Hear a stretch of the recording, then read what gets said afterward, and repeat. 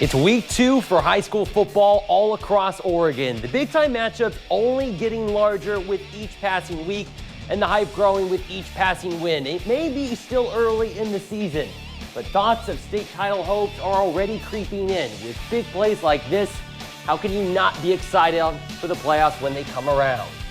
Jenny, the snap, looking to pass. He's looking in the middle. He throws middle. The ball going deep. Down, and a one-handed catch. The strike by the Henley Hornets have taken the lead. What a throw by Joseph Jenny.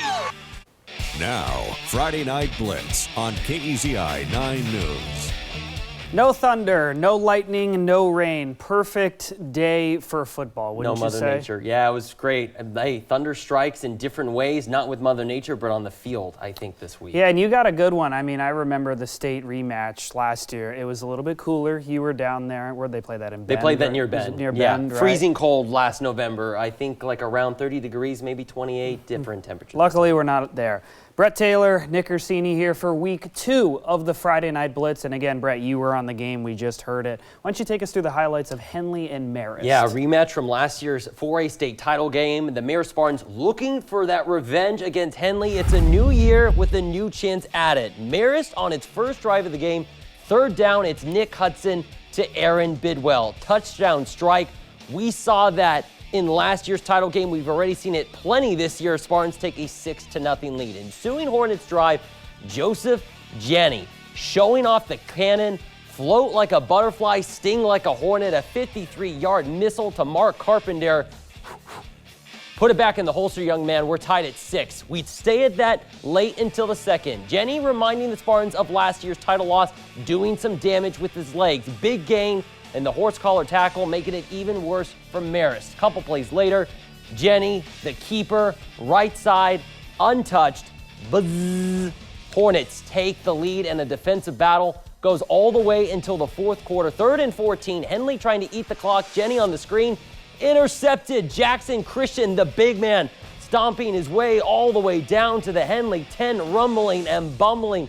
The doctor is in, and so is Connor Harvey. No run game whatsoever in this one for Marist, but it paid off in this moment. Spartans take the lead by 3. Hornets now in desperation mode. 3rd and 9, less than 2 to go. Jenny back to pass, gonna air it out. It's a bird, it's a plane, it's a one-handed grab by Connor Shively. Hauls it in by the skin of his teeth. Henley back in the lead with less than 2 to go. Everything coming down to a field goal to send it to overtime. Christian Guerrero, the kick, wide right. Their revenge bid falls short as the Hornets hang on in Eugene, the final 19-6. Henley, what a game that was, Nick. Yeah, it seems like those two teams need to play every single week. I would love for them to do that. I mean, I got treated last week with Oakland and Lowell. I'll take another game like, of course, with Marist and Henley. And this game, very, very different from titles. Still very much a back-and-forth game, but this time, Marist really shooting themselves in the foot, especially on offense. Head coach Zach Lowboy talked with me earlier this week. He said he wanted to see the Spartans clean up their mistakes, especially the penalties. They did not do that in this one. There were plenty of drives where they could have gotten things going, but penalties kept eating this offensive way. They could not get anything going, and when it finally came to the final moment, it was just a little bit too late for Marist, so they'll have to now wait potentially until the playoffs for another chance at revenge against Henley. Maybe they'll get it done, maybe they won't. We'll have to wait and see. Well, next week, Marist will go on the road for the first time this season. The Spartans take on a high-scoring offense in Seaside.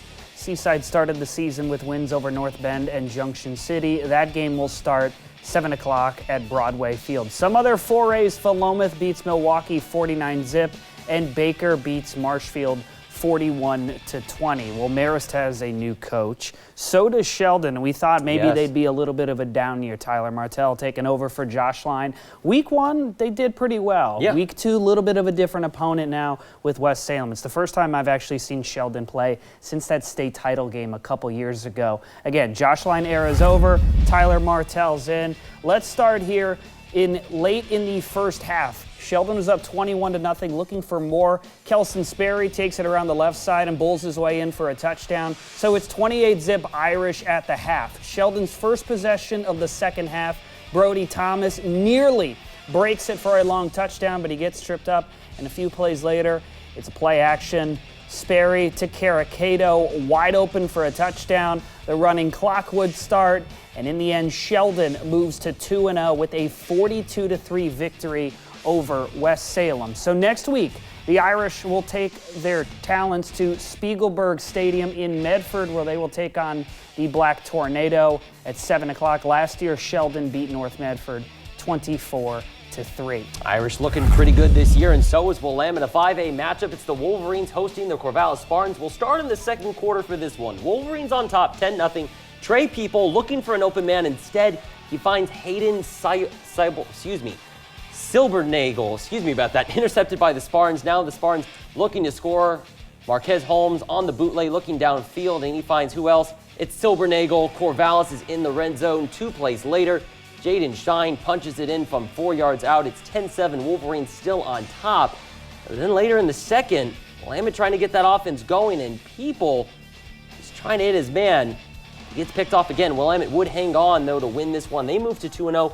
31-27, the victory over Corvallis. I think a night and day difference from week 1 to week 2. Some struggles on this team as they still kind of figure out their identity and who they want to be. Yeah, that's exactly what I was thinking too, is I think growing pains are going to happen, right? Again, this is a team that went 0-9 a season ago. You get new offensive guys. You get a defensive guy like Tony Cumberland to come into the game. He did get a little dinged up, but he did go back in the game. And in the end of the day, you got to keep the main thing a main thing. A win is a win. Josh Line has them in some good position. 2 wins, 2 very different wins from week 1 to week 2. But again, they head to week 3, a perfect 2-0. And it will bring on a new challenge. That's because Willamette will head on the road for the first time this season. The Wolverines will visit South Eugene and take on the Axe at 7 o'clock, while the Corvallis Spartans will return home for a game against Ridgefield, also starting at 7 o'clock. But hey, we still have a lot more to get you coming up on Blitz. Springfield takes on one of the best teams in the state in Crater, and we got lots of 3A action for Cottage Grove and Crestwell when we return.